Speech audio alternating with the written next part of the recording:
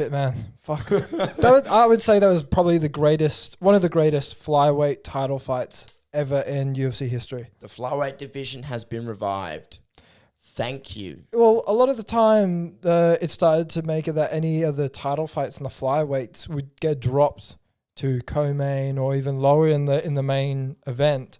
The main card, and all the main events in the co-mains would be the lightweights, the middleweights, the light heavyweights and shit like that. All the flyweights would get dropped because no one cared about them as much now. That fight proved that they should still be there. I really feel like Henry Cejudo was really important for the flyweight division to revive it, but I feel like Figgy and as well as Moreno have really brought it to a new spot now. Do you remember 2 years ago when we went to go watch the Dillashaw versus Cejudo fight, and you said to me, "Oh, they're going to get rid of the flyweight division. Dana wants to get rid of the flyweight division because it's just pointless." But now, I reckon he's glad that he didn't. I know, because Figueiredo is just probably one of the most active champions. First of all, he just fought 3 weeks ago. Well, so did the Assassin Baby. Both of them just fought 3 weeks ago. Right off the bat, they're going to another UFC event. That is crazy. That was the shortest period of time from one fight to title fight. Yeah. It was from title fight to title fight. It was 21 days. Yeah, I was going to ask you, what's second to that? Matt Hughes, 56 days, I'm pretty sure. And he fought BJ Penn and then he fought GSP 56 days later. Okay. Yeah, so, I mean, two fucking crazy people to fucking fight. Yeah. Matt Hughes a beast in itself, but I mean, let's talk about a flyweight fight. Fuck. Okay. I felt it was this main event card was quite long. Yeah. And then when it finally got to the flyweights, I was like, shit, we still have this crazy fight left. Yeah. That was so good. It did not disappoint. If it doesn't get fight of the year, I will say it was probably the flyweight fight of the year. I would like that. Yeah, I would say so. Each division has its own fight of the year. For the women's strawweight division, I would say, is it strawweight or flyweight? Or it would be Weili Zhang versus Joanna Jędrzejczyk. For the lightweight fight of the year, I got to say it would be Poirier versus Dan Hooker, because I really like that one. Certainly up there, although the Tony Ferguson versus Justin Gaethje is up there as well. Yeah. It gets iffy. I reckon I would like to, I was going to talk to you about this off air, but I might as well say it now. I reckon at our last episode for the year, we should pick our fighter of the year, right? Yeah. And we should also say what were our top fights of the year, and who were like some top prospects of the year. Like, okay, then. Let's just scrap what I'm doing right now. No. I understand what you mean. You're trying to say I can't imagine we have much time left of the year to watch some great flyweight fights, but I would say that was one of the greatest flyweight title fights. I think that's, a lot of people, and there's a bit of controversy behind it because a lot of people I thought were going to go were saying Figgy won, right? But I saw there was a few MMA accounts that we know that said actually, everyone knows that Moreno won, and I was like, I actually favored Figgy winning 3 rounds to 2, which would have came to 48-47. However, I believe in the third round, did a clean dick shot at Moreno. It was a good cop shot. Very good. Excellent technique, but it cost him a point. Yeah. Which you mentioned typically doesn't happen. Usually the dick shots don't typically make you lose a point, right? It's usually repeated eye pokes that get them to lose a point and things like that. So it came to 47-47. Yeah, a draw. So I agree with the decision for a draw. Yeah, me too. It was because if it wasn't for that dick shot, a lot of people are probably going to be arguing right now, the reason why it was a draw is because of the dick shot. I think they're right, because it's quite rare to lose a point from shoot kicking them in the groin, because normally groin shots occur for one of two reasons. A leg kick they were going for was too high, or if they go and take a kick to the body and they jump into it, and usually hits them in the groin.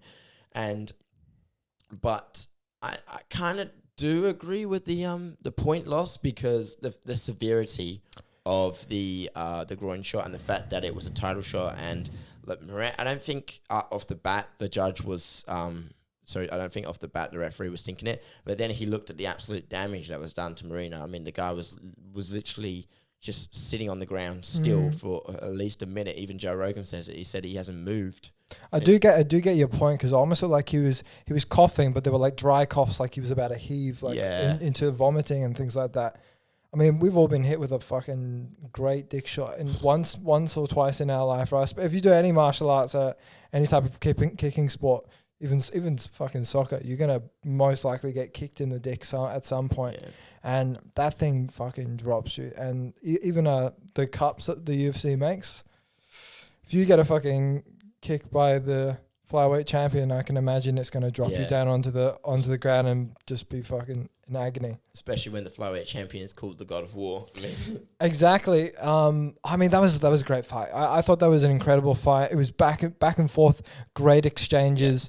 I was telling you that Figgy was more power and timing, and Moreno was more speed and intensity and volume, because he would, anytime that they got really, really close in the pocket, Moreno was so quick, especially with that right overhand. He was so fast. And he was laying down some big uppercuts as well. He was. It was just Figgy's shots were so much harder. Yeah. Everything he hit was fucking hard as far. I felt that his power just started to drop off after the third round, I felt.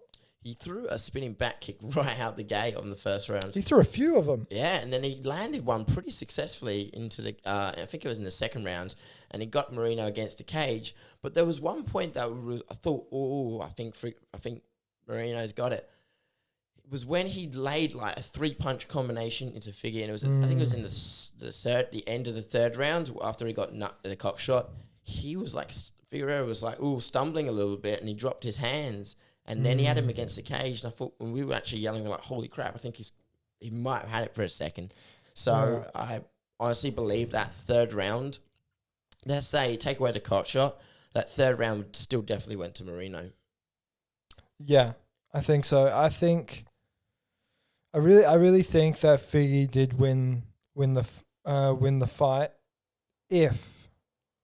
and it was a very close fight, very close. Very close. If that dick shot didn't happen. Yeah. But with that dick shot, it was so close to the wire. Yeah. I still believe Figgy edged it. Yeah. If not for the dick shot. Yeah. But because of the dick shot, I agree with the draw. I agree with the draw. There's a lot of times when, we saw it in boxing, Tyson Fury versus Deontay Wilder, their first fight, and that came to a draw, and you're like, what the fuck? And there's a lot of times where the judges call a draw, and you're like, oh, this is bullshit, because it is usually in title fights that you're like, oh, this is bullshit. They're going to do that, so they have to have a fucking rematch, and you get pissed off. I agree with the draw. I don't see what's so bad, actually. I agree with the draw as well. I mean, I would love to see it run. I would love to see them running back, though. I would love to see them running back in front of a crowd, because it went the distance, and when it comes to fights that go the distance, some of them can be boring, but that one was pretty much exciting all the way through, except maybe in the last round. The last round was a little bit interesting. I mean, Joe Rogan was asking Brandon, did you do something to your left shoulder? He said he popped it out or something like that, or popped it back in. No, he was asking about his arm. Arm, because it looked like he was grabbing his arm and resetting a bone. But I think Moreno said, nah, I wasn't doing anything. So it does get difficult for you to, judge their body language to see if anything's broken, because I mean, if anyone I thought was going to have a broken arm, I thought it was going to be Figgy, because he kept on catching those. I think he didn't get his arm hurt, but I felt like he was fatigued, because he would catch the kick from Moreno, right? And he would block it very quickly with the forearm, but he did it so repeatedly that I was like, and then he started to, when he has his left arm down, it wasn't as high up in his face anymore. He would start to drop a bit lower. I felt like as the fight progressed, by catching those kicks from Moreno, he started to fatigue a little bit more, especially in his arms. Mm-hmm. And his power started to drop off after the third round, I think. Yeah. That's when we started to see, that fourth round with Moreno's catching up a little bit. He's starting to enforce his will a little bit. I thought it was a great fight, honestly. I thought it was really good. I'm satisfied, because the card in general. Tony Ferguson, unfortunately, he got... my boy. Yeah, I know. He lost by decision to Charles Oliveira. And then we knew that Charles, like we knew they were both excellent on the ground, right? And certainly we've seen a little bit of Charles's striking here and there, but he's much more so a submission artist. Yeah, However, he is. Charles really was doing very well on the feet as well as on the ground. And just, I was amazed by his strength positionally. He was very technical with just his positions, right? It was, even when he was on the ground, he wasn't always trying to go for the submission. He was using a lot of control, just using his body weight in specific positions where Tony, all he could do was try and just grasp his hands together to make sure that Tony he didn't kept there's a thing they teach you in jiu-jitsu to escape a lock is your legs are always going to overpower your arms. So that's why he was trying to use his legs to hold his arms into place so he couldn't break that lock. And it was a weird position that even he said it was like he was trying to set up some form of triangle that involved his arm and his leg together. And then, but Oliveira kept punching.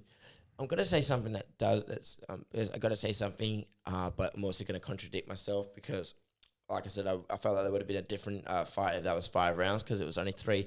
However, if it was 5 rounds, it would have been 5-minute rounds. And, well, Oliveira had that armbar at the end of round 1, and that was a bloody good armbar as well. That was tight. Like, you could see Tony Ferguson's striations in his chest, like, because his shoulder was almost getting wrenched out, and he managed to just hold on. So I reckon if it was 5 rounds, maybe it would have been a different fight. But however, if he got that armbar in the first round, game over, because he still would have had 2 minutes left to hold it in. I know we spoke about that during the fight, but the thing with Tony is, and I know where you're coming from, whereas, I mean, Tony's typically, in his last couple of fights, he's been in 5-round fights, and that's allowed his cardio to play into effect. But I felt like Charles, I felt like his cardio was pretty good as well.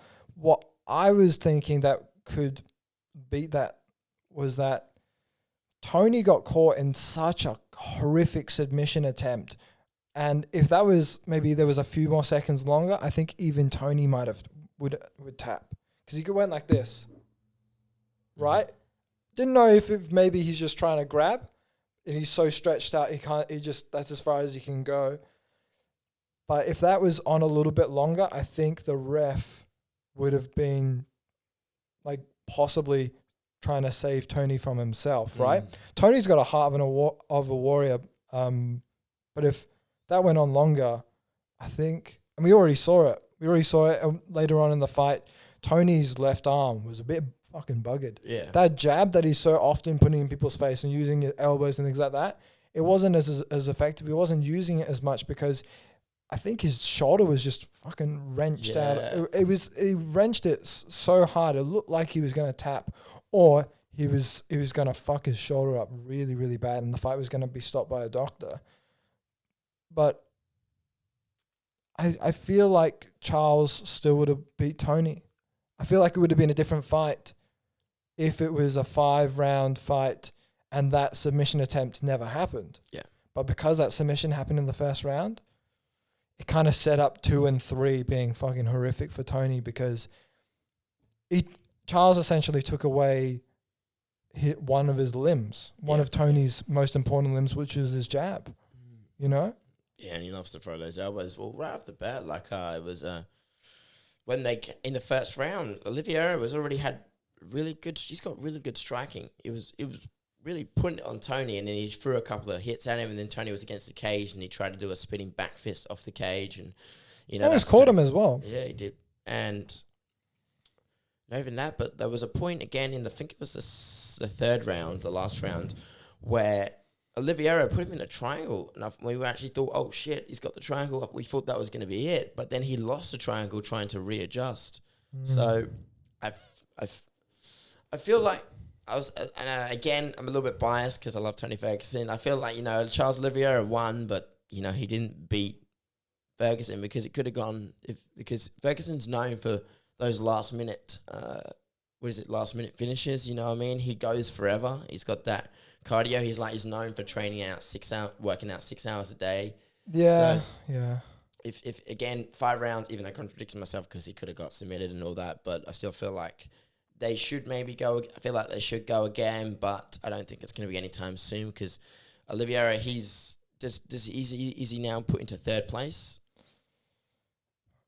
He would have to be number 3 now, I Yeah, think. he'd have to. And so I reckon now that he's won, he'll probably have to fight. I reckon a good fight for him next could be Gaethje. Yeah, and I think that's not an easy fight for Gaethje. Yeah. But one thing that's also disappointing is the fact that we were saying this, just as soon as you lose, man, everyone's counting you out. Well, as soon as Tony lost, he lost his impressive mystique. Yeah. That aura around him that made him so invincible. When they would always show the memes of, his last 9 opponents, and they're cut up to pieces, and they all look like they really don't want to be there. Yeah. And then his fight with Gaethje, they took a picture of him, and it looked like Tony Ferguson fought Tony Ferguson, right? And now after this fight, they all started posting the pictures of him and Khabib and saying, well, I think we know who would have fucked up each other, who would have fucked up the other one. And they were all saying, yeah, Khabib would have fucking smashed him. And stylistically, I think Tony was the best opponent for Khabib. Perhaps Charles Oliveira is a better matchup than Tony to fight Khabib, because it looked like his striking was better than Tony's. He was able to take down Tony many times, right? Very quickly as well. And the amount of submissions he was able to put Tony in, that armbar was so fast. It was so smooth. Like, he's technically smooth. Which was funny because, was it the 3rd round where he got him in a triangle? Yeah. And then they rotated round, and he almost looked like he had a mounted triangle, and then he let go of it so he could go into full mount. And I was like, you could have just kept going in the mount and then just punched him. But I mean, you do have to trust their instinct. It could have felt like it was about to just, his legs were about to lose their grip. Yeah. And he just went, all right, I'm going to go straight into full mount then. Yeah. So it's strange. It's a bit of it's where the lightweight division now, again, stat division, is where it sits is Charles Oliveira, we got Poirier, we got Conor, and we got Gaethje, right? Lightweight is the most interesting. Yeah. I would say so. It's the most interesting kind and of we know fights. Poirier is fighting Conor for the lightweight, sorry, not, it's just for a lightweight bout in January 23rd. And then what they could do is they could have the winner of then you have Gaethje and Oliveira, right? And then you have the winner of those 2 fights fight each other for the lightweight belt. That would be really interesting because either way, you get a Poirier versus a Gaethje, a Poirier versus Oliveira, or a what is it? You get a McGregor versus Oliveira, which and we all know how the last time when Conor fought a grappler, we know a Brazilian as well. When he fought a Brazilian, then that's when he started to really take off. Yeah. Against Jose. I wanted to talk about Kevin Holland's first round TKO against Ronaldo Souza, or Jacare Souza. Fucking unreal. Unreal how he was piecing up Souza on the feet. Souza manages to get in, I believe he was he was on the ground with Kevin Holland. And I think he was in full guard. Yeah. Right. And Souza gets a few good hits in, right? The strikes that Souza did hit Kevin Holland with, I was like, wow, shit, that, he does still have a good bit of power. But as soon as Holland, he was so patient, even though he was in full guard, right? And you've got Jacare on top of you, who's amazing at Brazilian Jiu-Jitsu, right? He took his time. He waited. He would pause his shots. And as soon as he hit and he timed those shots well, Jacare closed up. He was like, holy shit. Hit him. And he managed to hit Jacare so hard that Jacare had flopped backwards. He didn't even have the time to move his legs or anything like that. Flopped back on his back. He's got his legs fully flexed backwards. And then bang, bang, bang. Ref has to call it off. Yeah. I thought that was really impressive from Kevin, because a lot of people were counting him out. A lot of people were thinking that even though Souza's 41, the amount of experience and the amount of people he's fought in the middleweight division, you got to give him some form of respect, and how he could definitely, with the level of experience he has, take this W, right? No. Kevin Holland, he was so dynamic with his striking, but I felt like even his timing on the ground, his strikes on the ground, his timing was so good. He was so patient. You don't really see that with a lot of the young, brash fighters, because he is really confident. Some would say overconfident with himself. But his timing was so good. I feel like Kevin Holland, he's a fucking problem. Kevin Holland is a problem in the middleweight division. I feel like his timing with his strikes, and even it's just the pressure he has on the feet and the timing he has for strikes on the ground. Even if he's on his back, he's a problem. I feel like he's going to be top 5 soon. Oh, now he's already calling out Hamzat Chimaev. He's a hype train, and he wants to be the hype train, you know. And now you go up again. You want to go up against the guy who's probably everyone's boogeyman. Yeah, exactly. Exactly. I would say, and he wants to fight him next week. That's questionable if it's going to happen, but yeah, we all know Hamza is a bit of a wild person anyway. But I wanted to mention that because Figgy didn't win his fight today, it was a draw. Mm-hmm. I would say Kevin Holland has bumped him for fighter of the year. There's a lot of people up there. Kevin Holland has fought, I think, 5 times this year, or won all 5. Mm-hmm. A lot of those fights have finished in spectacular fashion. It's sad because there's another person I want to talk about that's possibly going to be retired. If they're getting rid of Yoel Romero, there's a couple people on tonight's card they're probably going to get rid of. They're going to probably get rid of Jacare. Yeah. And they're probably going to get rid of JDS. I love JDS. I think he's so good. Yeah. The thing is, he lost today against an undefeated Cyril Gane. Cyril Gane. I don't know how to pronounce his name, but he's a scary guy on his feet as well, that Gane. And it was too much. It was too much for JDS. I believe it was in the second round. It was questionable about the strike, where the placement of the strike was, because a lot of people thought it was blatantly at the back of the head, but once you replay it, it's perfect just behind the ear, like that. JDS also started to turn over, and you can't really expect when someone's about to strike and you turn over, you're not going to get hit in the back of the head. It's just, you're protecting, you have to protect yourself at all times. If you turn over your head while they're throwing elbows, it's to be expected that one of them is going to hit the back of the head. JDS, it's sad because I really like him, but he's lost 4 in a row now. Yeah. I believe all of them have been by, I think so. There was Rosenstrike. There was Ngannou. There was his fight today with Cyril Gane. I think it's Gane. I'm really sorry if I fucked his name up. It's Gane, yeah, but I think it's Gane. Yeah. I can't remember his other fight. But I know he's lost his last 4. Yeah, it's not good, especially considering he's in his 40s now. It was his last kind of chance to go for a title shot, and I feel like it's not there anymore. I feel like it's not possible now. Yeah. I think they're going to get rid of JDS. I think they're going to get rid of Jacare, and it sucks. I mean, you can always keep competing. I know a lot of people started competing again at jiu-jitsu competitions like Submission Underground and things like that.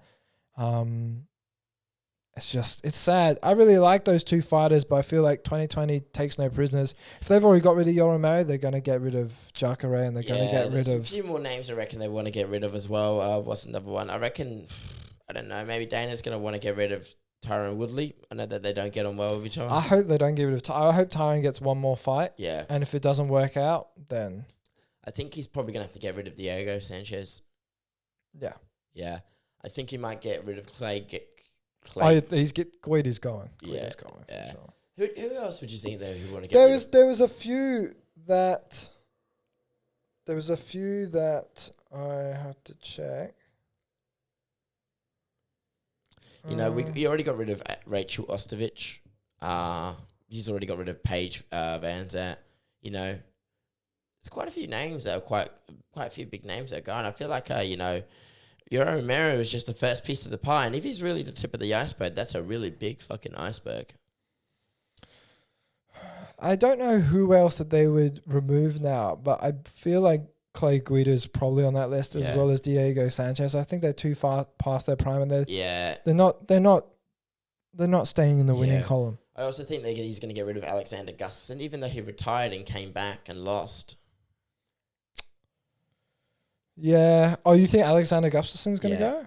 I feel like he's not getting rid of Alexander Gustafsson yet. Yeah. I think he might get rid of Alexia Olenek, the Bale Constrictor.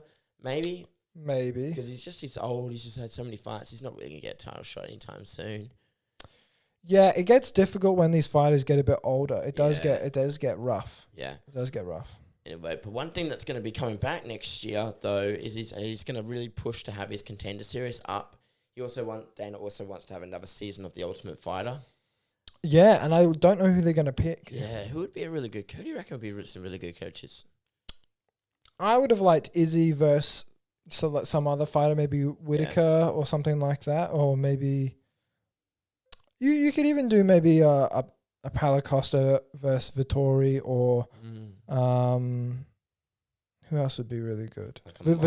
Or even Till versus Vettori, but Ultimate Fighter. I reckon that would be really good. Yeah, really, really good. Or middleweight or something like that. Maybe some lightweights. Throw them into the mix. You know, it could be.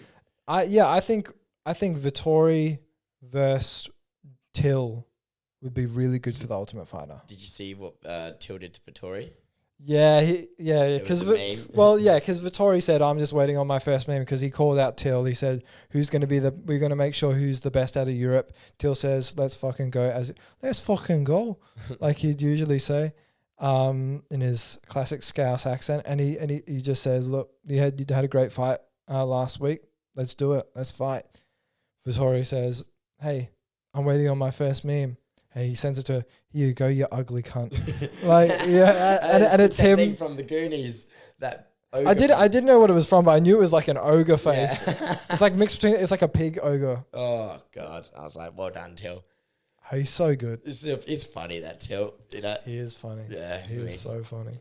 Yeah, that's good. I mean, who else would be something? Look, I mean, that's what's going to happen next year. 2021 is going to be a big year because 2020. You have UFC. 2021 now going to set itself above the rest, because now it's like the UFC, MMA is just overshadowing a lot of the fight game. Like, forgive me, even though this is a fucking fight podcast, Anthony Joshua fought last night. I didn't even know. He fought this morning. Yeah, he fought this morning. It was against Kubrat Pulev. I didn't even fucking know that. It wasn't. It wasn't published. It wasn't promoted. It wasn't promoted as much as something like Mike Tyson coming up. Considering it was literally a week after Mike Tyson versus. AJ was doing very well, and I think in the third round, that's where AJ started to really put on pressure on Pulev. But it managed to get to the ninth round. The ninth round, he TKO'd Pulev, just fucking smashed him, and he was clearly KO'd. He just rolled back on the canvas, and he just walked off. And Anthony Joshua, and I tried to post the video, but it got blocked. I think it was BT Sport that blocked me. Thank you. But it was AJ and Eddie Hearn saying, "Look, we need to sort out this next fight, and the next fight for AJ is Tyson Fury. It's got to be Tyson Fury. It has to be Tyson Fury. Why wouldn't they said the exact same thing. They said it's the only real big fight to make in boxing, and I agree. I don't know why it hasn't happened. I mean, it's been like, 3 or 4 years it's taken for them to actually publicly go, yeah, let's do Tyson Fury versus AJ. Yeah, well, when things like that happen, you ask the question, what's next?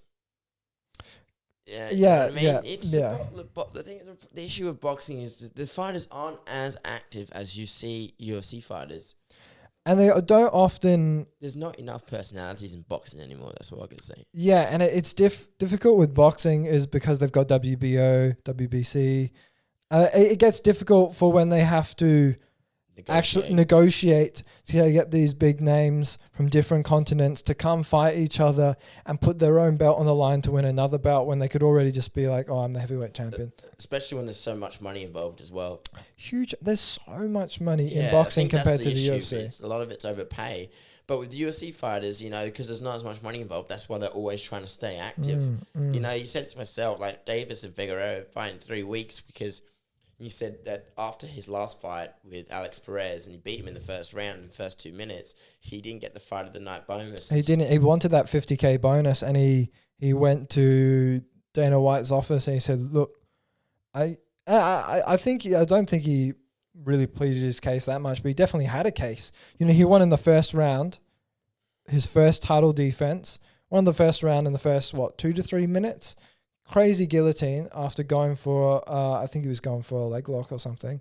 And he went, look, what do you mean? I was the main event and I don't get the 50K bonus after winning within the first couple minutes of the very first round.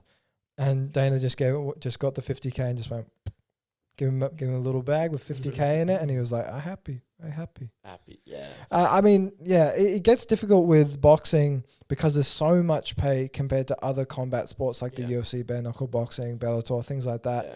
It gets difficult for you to negotiate because there's so much more to lose. Yeah. Speaking of so much more to lose, we have the greatest fighter of our generation, who's probably arguably one of the greatest boxers of all time. Now I know boxing's a little bit out of our... even though Fight Podcast, we're not super knowledgeable boxing fans, but if there was an argument for the top 5 of greatest boxers of all time, Floyd Mayweather would stick up there because he's never, be in between the 1 to 3 range. Yeah, there you go. Somewhere like that. It's weird to see that someone who's arguably the greatest boxer ever, especially defensively boxing, is fighting an exhibition bout against Logan Paul. You know what? They sold me on the Tenshin Nasukawa because that was with Ryzen. Yeah. He's bringing all the Asian fans over to boxing, which typically doesn't happen. They're more into kickboxing and other different combat sports. And Nasukawa was he was very young. I think he was 20 at the time. He was a prodigy, but he was a kickboxer, right? You've taken away half his arsenal, and you've said, all right, you're going to box, when really he's a kickboxing prodigy. But he kind of sold it on us, he's one of the greatest boxers ever, especially defensively, but he's an Asian competitor and he wants to put on a show for the Asian fans. And then they bring Logan Paul, who's 0-1 professionally. He should never have been a professional boxer. He never should have got a pro license ever, right? Yeah, I don't know. I just don't get it. Why, man? Even if Logan wins or loses, he still gets a shitload of money from it. It kind of compromises. He's not winning. He's not winning. He's not gonna fucking win. He's not. The only thing that kid's got is the size, and there's just all these little kids and all these mates trying to hype him up. It's big for YouTubers. I'm just like, who gives a fuck? I think if it was MMA, I don't hate him because I'm actually a fan of Logan Paul. I think he's the nicer one of the brothers. Yeah, I like him because, of course, he runs a podcast. I listen to his podcast. He gets some pretty interesting guests on. He got Belle Delphine on his podcast. Did you know that? It's so hard to get that girl to do anything, in terms of interviews because she's, banned from all social media. He had 6ix9ine on his podcast, who's, probably one of the most hated gang rappers right now, and everyone's out to get him. So, he does really like to set the bar high for himself in a lot of things. I understand that, but if he wanted an exhibition bout, it kind of just shows that it's a complete cash grab. And it definitely is, especially on Floyd Mayweather's side. So my boxing coach was telling me about this. So he must really be desperate for that money because the amount of money that Floyd Mayweather goes through. So here's what he told me. Floyd Mayweather is huge into the watch game. He loves watches and he loves strip clubs and, he's got his gym. But during COVID, he must have lost a lot of money because they couldn't pay because he must have been paying rent on everything or ownership on the places or whatever. But especially when no money was going out. And in the watch game, he like would go and pay like 500K for one watch, right?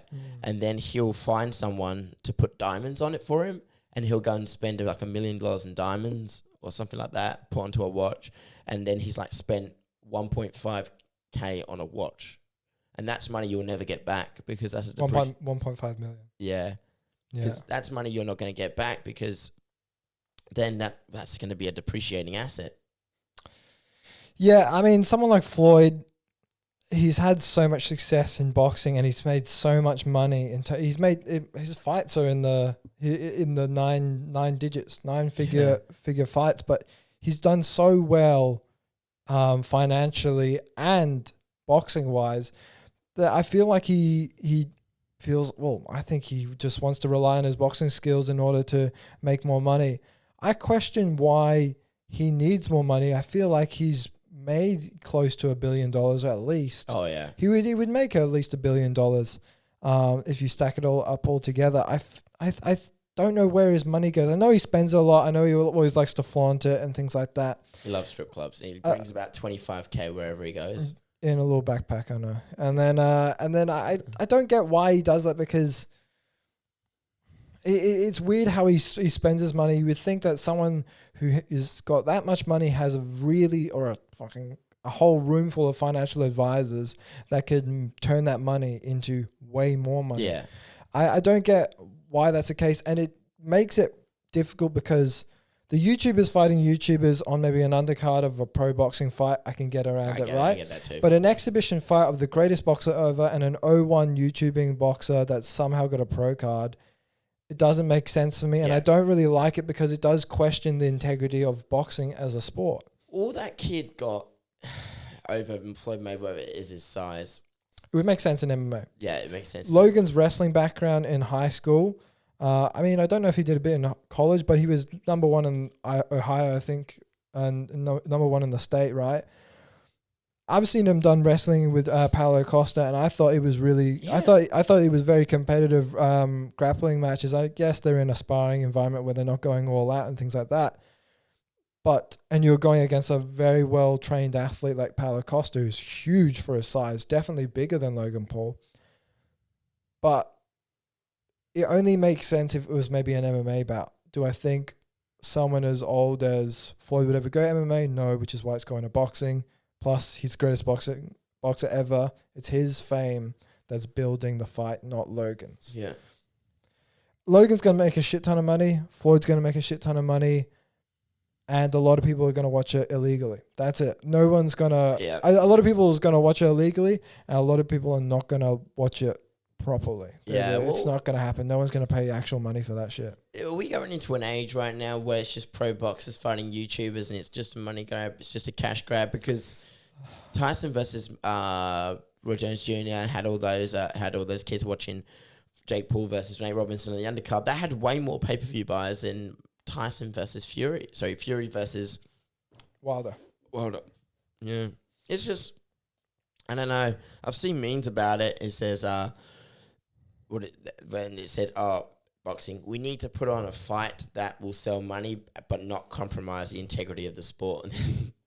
I know. They did the exact opposite. I wanted to come back to the AJ versus Tyson thing. Now that AJ and Eddie Hearn have made it clear that they went and said tomorrow we set up the best boxing fight that we can produce now in 2021, which is Tyson Fury versus Anthony Joshua.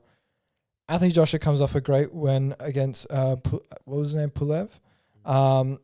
And Tyson Fury comes off a great win off Deontay Wilder. I mean, post-COVID, they had a few people in the arena where they were showing the fight. They had a few people. It was definitely not full capacity. It was maybe, I don't know, 20% capacity, 25, 30. But I think it would be really interesting if maybe you could get 50% occupancy and you got Tyson Fury versus Anthony Joshua. I just hope COVID doesn't fuck with these fights. But me personally, I would take Tyson Fury in that. I think I think Anthony Joshua is a great fighter, right? I think he's a very good heavyweight champion. All the credit to him. I think Tyson Fury, he's so technically sound.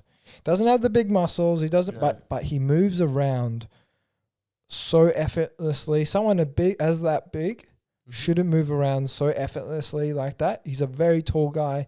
He's got huge reach. I feel like his technique is so crisp and he's so fluid in his movement. I feel like he pieces up AJ. I don't know if he KOs AJ. Yeah. But I do think that Tyson takes it. What do you think? I want to see. I reckon Tyson's going to take it because it shows that skill overpowers a good body and all that. Really, like we saw it in Andy Ruiz versus Anthony Joshua. I mean, Andy Ruiz is a little fat pig, but he just he beat him. Called him a little fat pig. Yeah, well, that's what everyone's been saying. That's what the British people were saying. They literally was all the memes. They said they took probably what would have been a depiction of a Greek god against a little fat pig. Oh my God. And you beat him. And all the memes came out after the rematch where people were saying, oh, Andy Ruiz had the world in the palm of his hand and then he ate it, the fat pig. Oh my God. Or there were some other nice names that they were calling him. But what happened to Andy Ruiz since then? He hasn't fought since then. He hasn't fought since then. I think he's just continuing to train and things like that. I think he came in too heavy for the last fight. He wasn't conditioned as much, and I feel like he took it pretty easy afterwards. I mean, to be fair, you win against Anthony Joshua. I believe Anthony Joshua had 4 belts at the time, 4 of the 5 heavyweight belts. You win all those 4 of the 5 in one fight. You have all this fame. You're the more chubby fighter, and you beat this Adonis looking fighter who everyone counted you out against. Yeah. And you beat him with crisp technique. Mm-hmm. That's got to go to your head. I feel like the following fight, a lot of people around him were saying, hey, you beat him last time, he's nothing. You don't need it. You train so hard, you're already the champion. He's gone, I don't have to train as hard. Yeah, I'll still train hard. I'm a world-class boxer. I'm really good. But I beat AJ last time. I reckon I can take it a little bit more easy. I reckon I can come in a little bit heavier. Maybe a few more Snickers bars, Yeah, exactly. I'll eat a couple more Snickers bars and I'm going to take out AJ. And AJ slimmed down a little bit. Yeah. He didn't worry so much about power. He worried more about the sweet science of boxing. And he beat Ruiz fair and square. And I think Tyson Fury's technique is just well above AJ's. I feel like Tyson Fury, he's just the way he is now. And the way he was displaying his skill and his technique against Deontay Wilder, who is a crazy heavy hitter. I mean, not even arguably, actually. I think Wilder has more power than Joshua. I think he's faster than Joshua. See, here's the thing. Sometimes when fighters lose, they want to get back in the cage straight away and prove themselves. You know what I mean? Like, I feel that's a fair thing. Like, last time Ferguson fought was against Gagey and he lost. He was ready. He wanted to go straight away back into the cage. It's a little bit different in boxing. When they lose, you don't see him for a while. Like, we haven't seen Ruiz since the loss. We haven't seen Wilder since his loss. Yeah. He's been making some weird excuses for his... He said a lot of things. He said, like, someone put... some poison in his water or... I actually wanted to talk about that because that reminds me of someone that isn't really talked about anymore, and he's a very famous boxer, George Foreman. Okay. After George Foreman lost to Muhammad Ali, afterwards he spoke about in an interview, he said, after that, I was such an angry man. I walked around with so much anger, and I had the most outrageous excuses. He said, it was my management, it was my coaches that were against me. Somebody put stuff in my water, things like that. And then we have Deontay Wilder making similar excuses after he lost to Tyson Fury. Fair and square, by the way. He brought out egg weights. He brought out improperly put gloves. He said someone put relaxants in my water. He fired his coach who threw the towel in, potentially saving years on his career. And also the issue of CTE, which is common in boxing and other combat sports. He said a lot of random stuff against Tyson Fury, and I feel like he doesn't really have much basis. Yeah. The only thing was the improper fitment of the glove because he was able to bend his wrist back.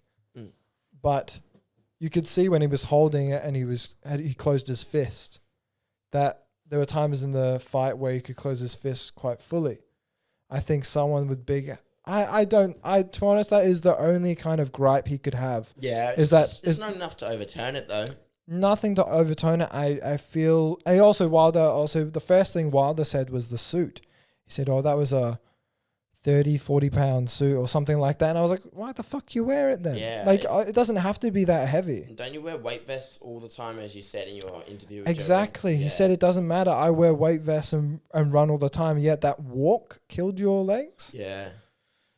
Maybe the adrenaline. I think maybe... Do you know what? He might have had a massive adrenaline dump. Yeah. He might have had a huge adrenaline dump, and that's what really killed him, because he felt fatigued right after that big adrenaline dump. I don't know. Yeah. I mean, well, if he's going to come back, he's got to fight someone. You know what I mean? Yeah. He has to fight someone. Yes. I don't know who they're going to put him against, but I wouldn't mind seeing Wilder versus Fury number 3. I would pay that. I would pay for that. What, Fury versus Wilder 3 or Fury versus Anthony Joshua? Eddie Hearn, counting on you, son. Make it happen. You know, it's got to happen. Yeah, I thought it was really good that Eddie actually right afterwards said, hey, that's the next fight we need to make. There's less talk, more action. Yeah, you know. Anything else you want to bring up? Well, I wanted to bring up...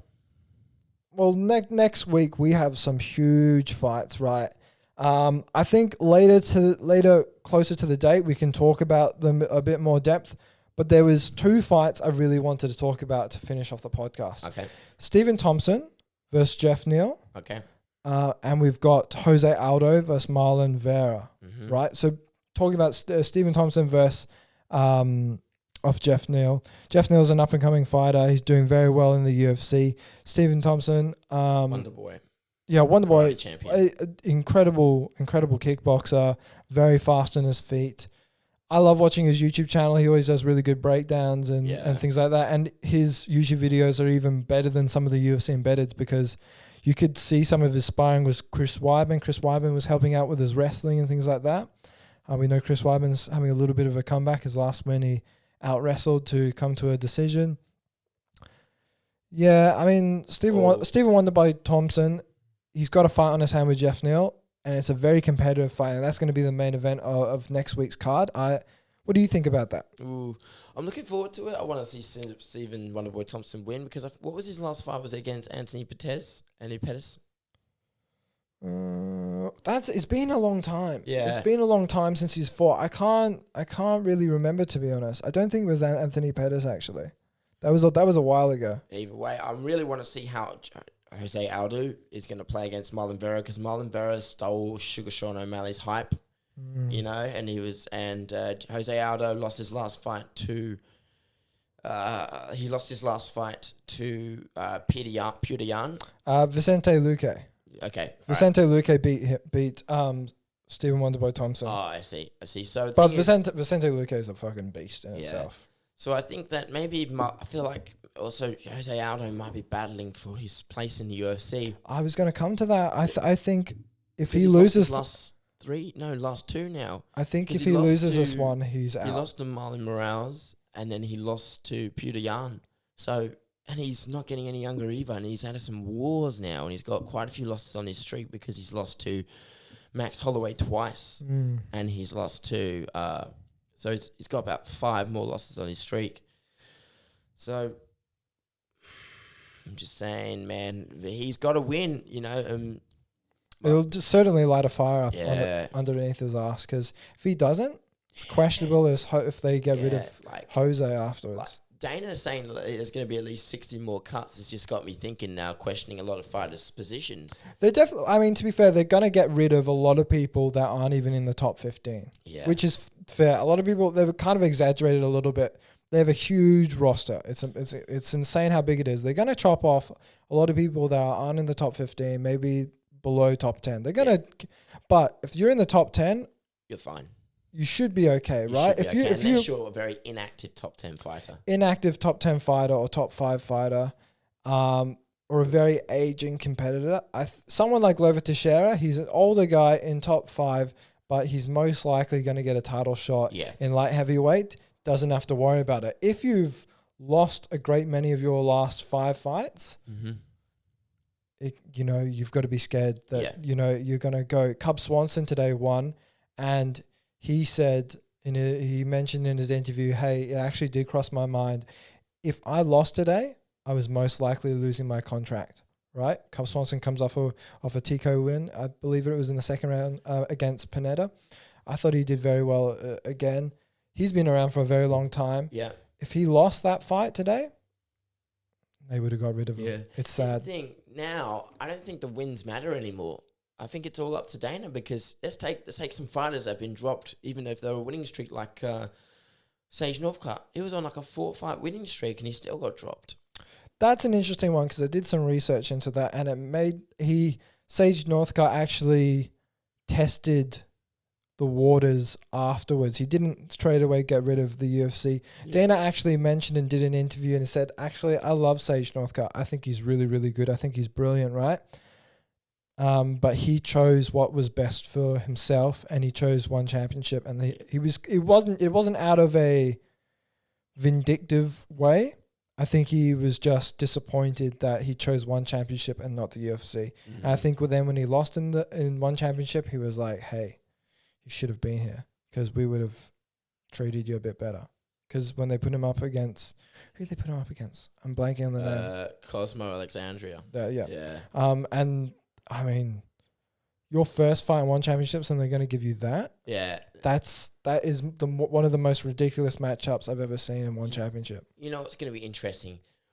When the UFC's finished with all their cuts, right? And what's going to happen to about those 60 fighters? How many of them are going to go to Bellator or One or Ryzen, And then how many of them are actually going to lose or get absolutely smashed by the people that they have in those divisions? That could be really interesting. Very interesting. I mean, something I wanted to mention just at the end was, and you sent this to me the other day, was that Disney Plus, and we mentioned that Disney Plus with Star Wars, with The Mandalorian, they were going all in on The Mandalorian because that's the only thing that was saving their network. Yeah. They went all in. They brought out nine TV shows / movies. Yeah. They brought out the Obi-Wan Kenobi. We knew that was coming, but then there was who was he was in Star Wars Rogue One. That comes from the Rogue One. They had the Fighters of the New Republic or something like that. Then you got the Bad Batch, which is a that's animated. The Clone War series. Ahsoka Tano is getting her own series. That's fair enough. That'd be very good. There's Rogue Squadron coming out. Then there's what else? Oh, there's some other stuff, but Disney's now no longer sleeping on Star Wars. They're really expanding the Star Wars universe. Do you think that maybe 9 shows is a bit much? Depends. That's a over lot. What period. That's a lot. Yeah, it depends over what period and what time. Because they've already said they're going to bring out the movies as well, which are going to be their own trilogies of their own times and things like that. Yeah. Do you know who I would have liked instead of like an Ahsoka Tano is maybe like a young Luke Skywalker series. I reckon that would have been cool. But if they've got the Obi-Wan Kenobi one, I'm fucking happy. I reckon that's cool in itself. Yeah. But do you think maybe 9 TV shows is a bit much? Maybe I don't know. I don't know. It's a lot. It's a lot. It's a lot. Well, there are quite a few of them I know are going to be animated as well. Yeah, so they may be playing to more the younger audience and things like that. But like, it's a lot. Yeah. 9 shows is a serious amount. Do you think maybe you're spreading yourself a bit thin because then you can't throw as much money at The Mandalorian or Ahsoka Tano or these other shows? You know what I mean? They're spreading themselves a bit thin. There's one thing funding. Disney's got is fucking money. Because do you know why they got all their money? It's from fucking remakes. Yeah. Everything. They remake they can make Lion King 53, the remake, animated version. With actual animals. Yeah, with actual animals, and everyone will be like, sign me the fuck up. I'm gonna buy that right now. Yeah. They're going to just make remakes until they can fund all their other projects, hey? And Marvel's brought out a lot of cool stuff. There's been rumors... Actually, no. There's a few things I want to talk about. It's insane. If you want to geek out on Star Wars and Marvel, it's a great time because Marvel, they've trying to get rid of some of the rumors, but in Star Wars... not Star Wars. Spider-Man 3... They're bringing back the other 2 Spider-Men. They're bringing back... They got Tom Holland, they got Andrew Garfield, and they've already got Andrew Garfield, I think, on board. Yeah. The one person they're trying to get on board now is Tobey Maguire. And the woman who played as Mary Jane in the first Star Wars. Okay, sorry, in the first Spider-Man. Are you sure? Was it? I can't remember her name. Or was it the second Spider-Man? She was in the first ever Spider-Man as Mary Jane, and second Spider-Man and third Spider-Man. Oh, okay. Yeah. So here's the theory. We know that the Tom Holland Spider-Man exists with Stephen Strange and all that. Now, Stephen Strange's movie is called The Multiverse of Madness, right? So that there is other multiple universes. It's been experimented in the Flash and Arrow TV show. But now they're going to use it with Doctor Strange's multiverse of madness. So I feel like in the new Spider-Man movie, he's going to call Stephen Strange, and then he's going to call in, because what they're trying to do is they're trying to bring back Dr. Octopus. I saw that they've actually got him on board. That actor, they've got him on board, and also who else? Jamie Foxx is Electro, but apparently he's not going to be blue. He's not going to be in his. He's going to be a different kind of. Yeah. So they're trying to do a Sinister Six for Spider-Man 3, and then bring back the other two Spider-Mans. So you got your own little Spider-Man into the Spider-Verse. I think that's really fucking cool. My mind will be blown if they did that. Absolutely blown. I think something like that. They should set that up because it's the third Spider-Man. It's not like they haven't fleshed out a Spider-Man enough, in these other Avengers movies. I really think they should start delving into this multiverse stuff. I think that's sick. The next one I wanted to talk about was that for the Obi-Wan Kenobi, they're bringing back... We already knew Ewan McGregor was going to be a young Obi-Wan Kenobi again, but they're going to bring back Hayden Christensen, who's going to be a Darth Vader / Anakin Skywalker. Now, what's weird is I don't know if they're going to show Darth Vader in the Obi-Wan Kenobi series. They might lose a bit of fan service if they don't do that, but it would be cool to maybe see I know they'll definitely do a Darth Maul, but I think maybe Anakin Skywalker as maybe like a Force Ghost or something, or it could be used later on with Hayden. We always thought that was going to happen with Hayden Christensen, but it looks like Hayden Christensen is most likely going to be a Darth Vader, or there's going to be maybe some flashbacks as Anakin Skywalker through Obi-Wan's kind of journey. Yeah. Be crazy. Fuck, it's a cool time to be a fucking Marvel or Star Wars geek. Honestly, it's sick. I think Disney's making some proper moves now. They ain't sleeping anymore. Well, I think they're losing a lot of money now because of Disney Plus, and they're not really producing anything, are they, because of COVID? Well, because when Mandalorian Season 2 came up, all the sales went up, Exactly, and I think Mandalorian is the one that's keeping everyone on Disney Plus. And next week's the finale episode. Yeah, I think... I feel like they're going to end it on a cliffhanger. I think they are, and I think the cliffhanger and I thought about this before doing the podcast, I think the cliffhanger that they're going to leave on the last episode is that somebody shows up to that Seeing Stone and it's a Jedi. Yeah, okay. So... I just don't know what Jedi. I know. So here's the point. Here's what we've got to do, right? Okay, so right now almost at the end of the podcast, okay? So next week, the next podcast we're going to do is the Everyday Hour. And it's going to be probably next Sunday. It'll be our Christmas episode, right? So tune in for the Christmas episode. And it's going to be an everyday hour. And it's going to be a lot of reviewing The Mandalorian. Us gathering as much information as we can. We should do one MMA. A short MMA hour and a short everyday hour on the same day. So we do a double episode on Sunday. All right, man. Should we leave it up there? We should leave it there. That's a good cliffhanger. All right. See you guys. Thanks for listening. All the best. Catch up. Bye.